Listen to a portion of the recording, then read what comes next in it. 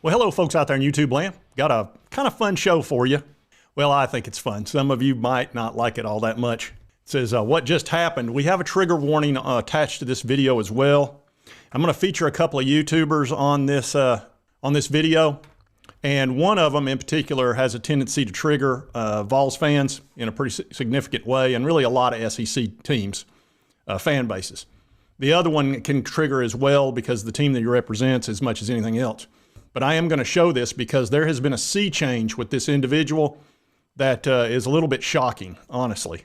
But before I get started, I want to show you folks something. I had a viewer who actually enjoys the channel, and he sent me this that he put together for me, which is pretty cool. And I'm going to show it to you. The gentleman's name is Kevin Gentry, who made it for me.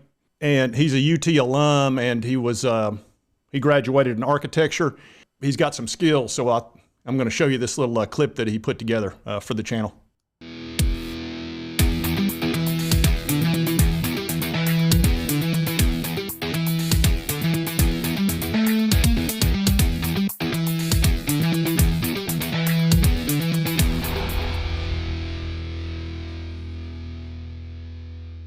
So anyway, that was pretty cool, and I appreciate him doing that. Again, Kevin, thank you for that. That's very, very kind of you. But let's get into this show. Now, this first guy I'm going to show, this really isn't involved in the big switch, but this is a guy that hit me with a serious microaggression. I mean, just viciously attacked me, and I'm going to show it to you. You know, there's one novice YouTuber out there who's not even been doing this thing that long that's getting 500 people watching a live stream. And, you know, I'm happy for him. But, you know, deep down, it also needles me a little bit, too, that I wish I had more time to dedicate to this platform. Called me a novice.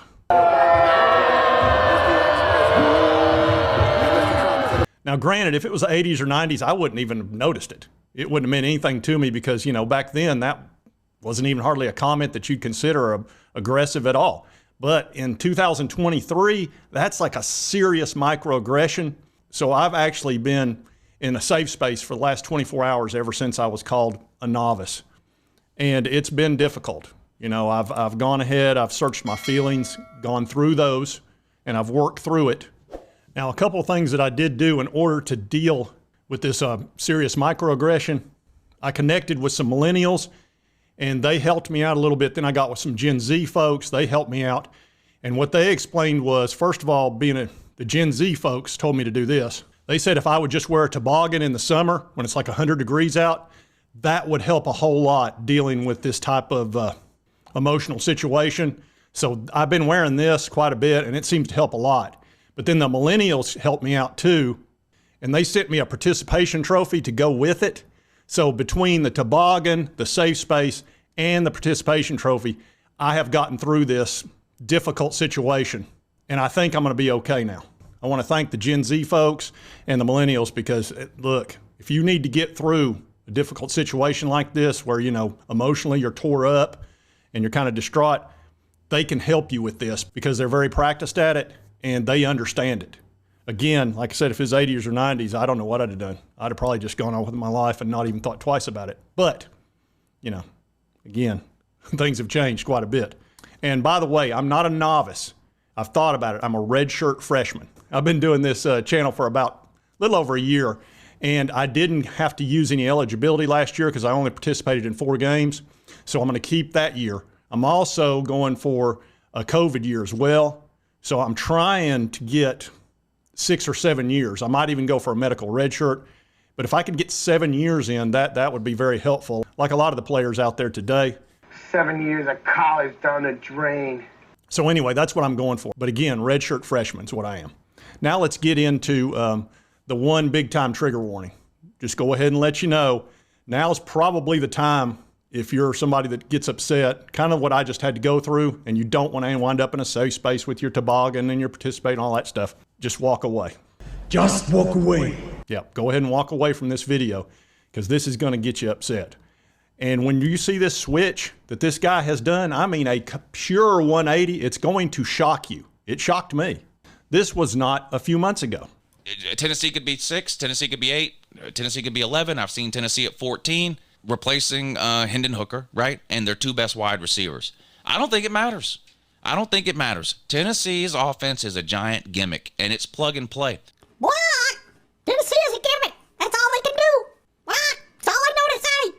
Gimmick. If you've got a quarterback who understands the offense, if you've got offensive linemen and receivers who are capable of getting up off the ground and snapping the ball 3 seconds after the previous play ends, Tennessee's going to put up a lot of numbers over the course of the season on offense. It's a gimmick offense. They run plays while the other team is still on the ground, and they score a lot, and that's going to continue. Joe Milton is Stetson Bennett's age now, 25. All right, so we've been hearing from him for the last 2 years, gimmick this, gimmick that. It's a gimmick. It's all this. It's it's not a real offense, etc. Prepare yourself for the 180. This will be his first ever season as a full-time starter. He started a couple of years ago under Josh Heupel in the beginning of the season, didn't play well, got benched. Hendon Hooker came in, and that was all she wrote. Hendon Hooker finished that season, 21, and then Hendon Hooker was the starter all last season, 22, until he got hurt in the end, and Joe Milton came back in, which played well against Clemson. But it's a fair question. Is Joe Milton going to take the field for Tennessee and give them what Hendon Hooker gave them last year? It's a fair question, and it's not a question that anybody can answer. We can have opinions. That goes for Tennessee fans. That goes for non-Tennessee fans. That goes for YouTubers. That goes for the guy sitting next to you on the bar stool this weekend. Everybody's got an opinion on it. We just don't know. I am a believer in Josh Heupel's offense. I am. What just happened right there? What just happened? I got to play that one again. I am a believer in Josh Heupel's offense. I am. And I'm leaning towards it being a plug-and-play type of thing like Ohio State has. If you had to pin me down right now, one way or the other on Joe Milton, I think he's going to have numbers similar to what Hendon Hooker put up last year. I do. If they beat Florida, Kentucky, and South Carolina, 9-3 is the absolute basement. And that means they would have to lose to Bama, Georgia, and probably Texas A&M. And I don't think that's happening. I think Tennessee is probably going to win 10 games again in the regular season. Which 10 will it be? If Tennessee fans should be glad the offseason is ending, because look, they're coming off their best year in a long time. They deserve to brag this offseason. They did a lot of bragging this offseason in different ways. And I think they deserved it because they've been down and out for a long time on the internet. And they kind of had their moment in the sun a little bit. And it was kind of good to see, honestly, the Tennessee fans have something to be excited about.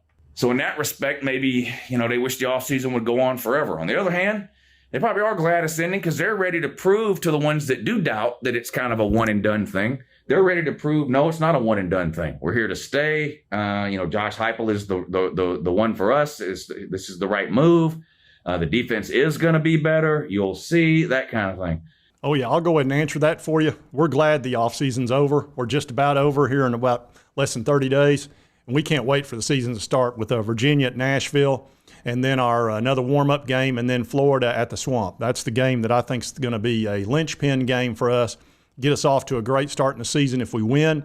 If we don't, we could be looking at 8-4. If we win that game, we could be looking at a 10 or 11 win season. We will see. But Josh Heupel is definitely the right guy for us. We have no question of that. He has turned this thing around. We went from 109th in offense to 7th in his first year, and last year first. When you have the best offense, you become extremely dangerous against any team in the country, because if you can put points on the board, you've got a chance to win. And that's something we do really, really well, and we do it quickly. I love seeing that complete 180 where it's all a gimmick to I totally believe in his offense. It is a little bit shocking, but I thought y'all would want to see that because he does do a lot of trash talking. And look, some of his stuff's a gimmick, okay? He does some trash talking, then he talks real football. But anyway, I just thought y'all would enjoy seeing that because when I saw your season is over and they had Tennessee on there, I was like, oh my gosh, you got to be kidding. He doesn't think that at all. He thinks the Vols are for real, and he's right.